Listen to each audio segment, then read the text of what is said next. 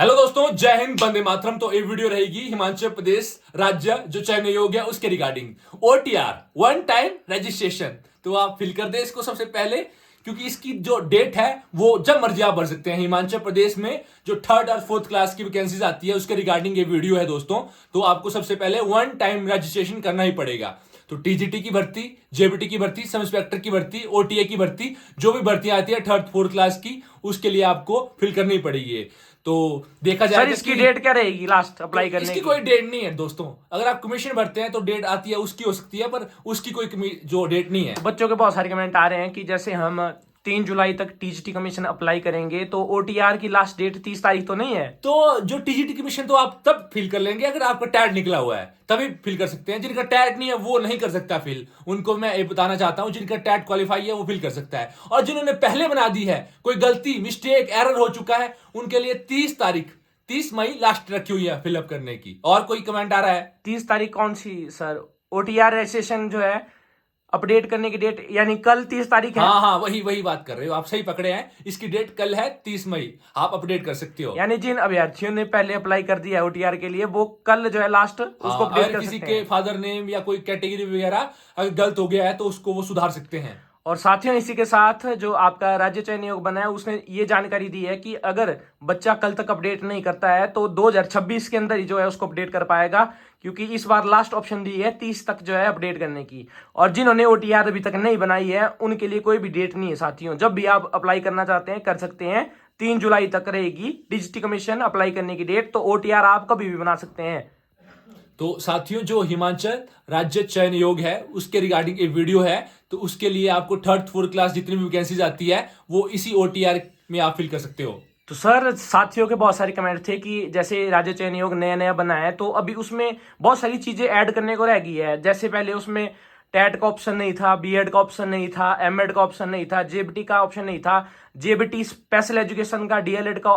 तो बहुत सारी ऐसी चीजें हैं जिनके ऑप्शन फिलहाल नहीं है, बहुत सारे एरर उसमें हैं। तो क्या करना चाहिए छात्रों को? जल्दी जल्दी अप्लाई कर देना चाहिए कि आराम से करना चाहिए? क्योंकि 3 जुलाई जो है बहुत डेट होती है अप्लाई करने के लिए, तो 3 जुलाई तक जो है बहुत अपडेट हो सकती है राज्य चयन आयोग की वेबसाइट पे।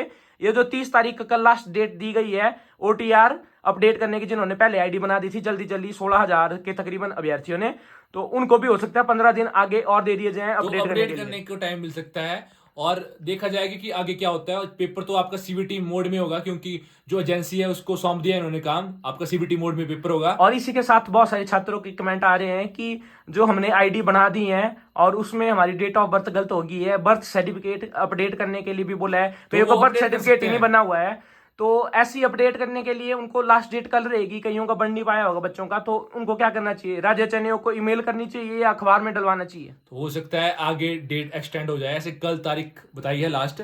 तो सभी साथियों को बोलना चाहूंगा कि अभी डेट तो लास्ट है कमीशन की, लेकिन जल्दी जल्दी आप फिल कर लें, क्योंकि साइट आपको पता है फिर बाद में क्रैश भी हो जाती है। तो अपने हिसाब से देखें, जो भी आपको लगता है उस हिसाब से फिल करें फॉर्म। ऑल द बेस्ट सभी साथियों को। कोई और कमेंट है तो पूछ सकते हो।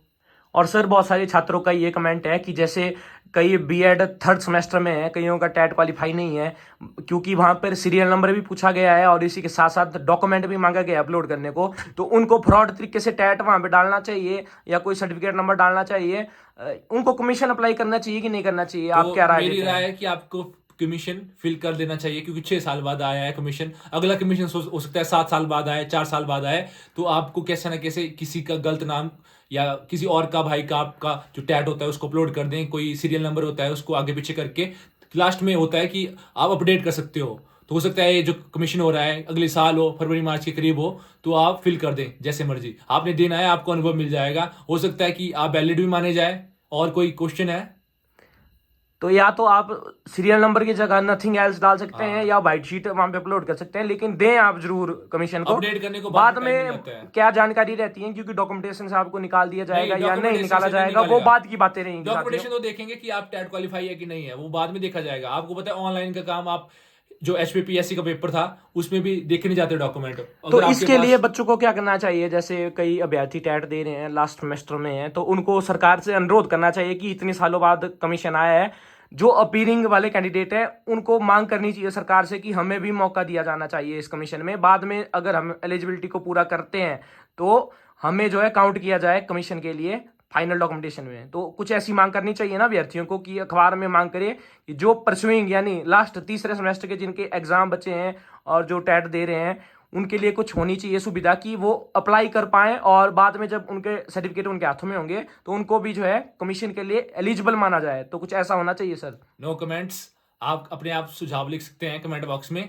मैं कुछ नहीं बोलूंगा इसके बारे में, क्योंकि कुछ बच्चे 6-6 सालों से तैयारी कर रहे हैं। अगर मैंने कुछ बोल दिया तो नो कमेंट्स आप लिख सकते हैं। अगर लगेगा मेरे को आपने ज्यादा कमेंट डाले, आपकी ज्यादा मांग है, तो मैं कुछ बोल सकता हूं। तो ठीक है, शेयर कर दीजिए इस वीडियो को। जय Hind, Vande Mataram, all the best.